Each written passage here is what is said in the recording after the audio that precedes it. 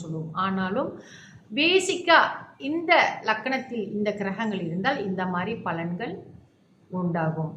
அப்ப இது அனுபவம்.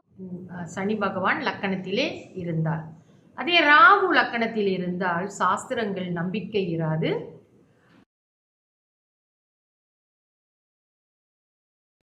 அனைவருக்கும் என் இனிய காலை வணக்கங்கள். என்னுடைய பதிவுகளை தொடர்ந்து கேட்டு வரும் அனைவருக்கும் என்னுடைய மனமார்ந்த நன்றிகளை தெரிவித்துக் கொள்கிறேன். இன்றைய பஞ்சாங்கம் பார்ப்போம்.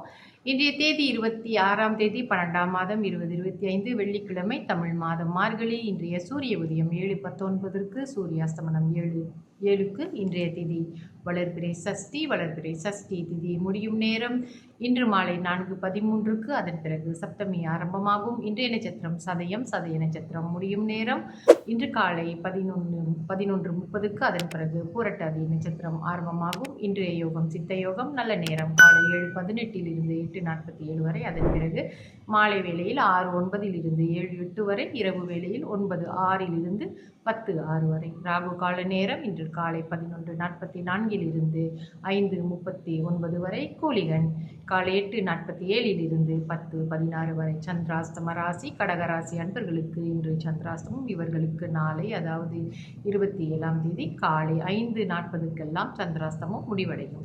இன்றைய ராசி பலன் பார்ப்போம். மேஷத்திற்கு மேன்மை, ரிஷபத்திற்கு லாபம், மிதுனத்திற்கு அமைதி, கடகத்திற்கு ஆர்வம், சிம்மத்திற்கு இன்பம், கன்னிக்கு நட்பு, துலாத்திற்கு நலம், விருச்சிகத்திற்கு எதிர்ப்பு, தனுசுக்கு ஆக்கம், மகரத்திற்கு பரிசு, கும்பத்திற்கு உயர்வு, மீனத்திற்கு அன்பு.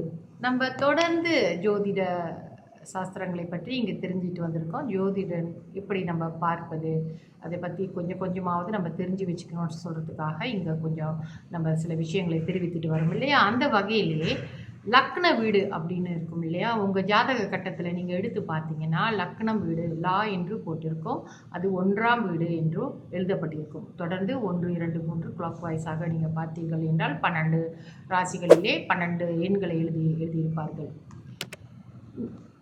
லக்கணம் தான் நம்மளுக்கு முதன்மையாக அந்த பலன்கள் சொல்லும் பொழுது லக்கண வீடை தான் பார்க்குறாங்க. லக்னாதிபதியோடைய சக்தி எவ்வளவு நல்ல ஆட்சி உச்சம் பெற்று இருக்கிறதா, நல்ல இடங்களில் இடம் பெற்றிருக்கிறாங்களா, அப்படியெல்லாம் பார்த்து தான் ஒரு பலன்களை மிக முக்கியமாக மிக துல்லியமாக சொல்லுவார்கள். அந்த வகையில் இப்போ நம்ம என்ன தெரிஞ்சிக்க போகிறோம்னு சொன்னால், இது ரொம்ப மிக சுலபமான ஒரு விஷயம்தான். எல்லாராலுமே தங்களுடைய ஜாதக கட்டங்களை எடுத்து வைத்து கொண்டீர்கள் என்றால் பார்க்க முடியும். ஸோ இது உங்களுக்கு ஒரு உதவியாக இருக்கும் உங்களை பற்றி தெரிந்து கொள்வதற்கு என்பதற்காகத்தான் இதை லக்கண வீடு முதல் 12 பாவங்களில் கிரகங்கள் நிற்கும் பலனை பார்ப்போம். சரிங்களா? ஓகே. லக்ன வீடு என்றால் 1ஆம் வீடு. 1ஆம் வீட்டில் சூரியன் இருந்தால் சுகம், ஆனால் முன்கோபம் இருக்கும். மெல்லிய சாரீரம் என்றால் உடல் மெலிந்திருக்கும். நல்ல வீரம் இருக்கும். ஆச்சாரம் முதலியவை உண்டாகும். கண்கள் பார்வை கெடும். சூரியன் கண் பார்வைக்கு கொஞ்சம் பிரச்சனையாக வரும் அப்படின்னு சொல்லியிருக்காங்க லக்கணத்திலே சூரியன் இருந்தால். அதே போல் உங்கள் 1ஆம் வீடு என்று சொல்லக்கூடிய லக்கணத்திலே சந்திரன் இருந்தால் நல்ல சுகம், பக்தி, ஞானம், ஆச்சாரம் முதலிய பலன்கள்.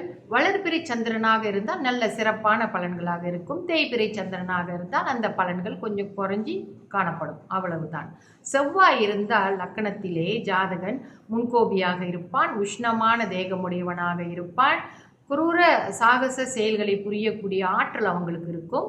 பெரிய மனிதர்களின் சிநேகமும் அவர்களுக்கு உண்டாகும். புதன் லக்கணத்திலே இருந்தால் நல்ல ஆட்சி உச்சம் பெற்று நல்ல நிலையிலே இருந்தால் ஆயுள் விருத்தி, மதுரமான வாக்கு, நல்ல அழகாக பேசக்கூடிய தன்மை உள்ளவர்கள், சாஸ்திரங்களை அறிய விருப்பப்படுவார்கள். தர்ம நிஷ்டைகள் உண்டாகும் அவர்களுக்கு.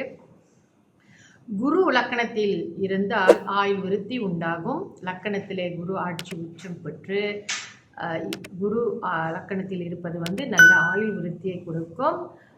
தேஜஸாகவும் இருப்பார்கள், தனவானாகவும் இருப்பார்கள். சாஸ்திர ஞானமும் இவர்கள் நல்ல வித்வானாக நல்ல சாஸ்திரங்கள் படிக்கக்கூடியவர்களாகவும் இருப்பார்கள். சுக்கிரன் லக்கணத்திலே இருந்தால் ஆயுள் விருத்தி இருக்கும். அழகான கண்கள் இருக்கும்.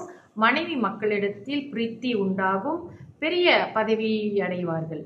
அதே சனி பகவான் லக்கணத்தில் இருந்தால் ஆயுள் விருத்தி உண்டாகும். மற்றபடி ஞாபக மறதி, சோம்பல், துக்கம், போக குறைவு, அபகீர்த்தி, பிடிவாதம் இவைகள் உண்டாகும்.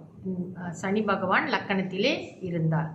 அதே ராகு லக்கணத்தில் இருந்தால் சாஸ்திரங்கள் நம்பிக்கை இராது, குழந்தை செல்வம் அதிகம் இல்லாதவனாக இருப்பான், தேக பலம் உண்டு, உடல் நல்ல உறுதியான உடல் இருக்கும். கேது லக்கணத்தில் இருந்தாலும் குழந்தை செல்வம் அதிகம் இருக்காது, ஜாதகன் குணவானாக இருப்பான், பராக்கிரமியாகவும் பராக்கிரம் பொருந்தியவனாகவும் இருப்பான். அப்போ இந்த 9 கிரகங்களும் லக்கணத்தில் இருந்தால் இந்த பலன்கள் இவர்களுக்கு இருக்கும்.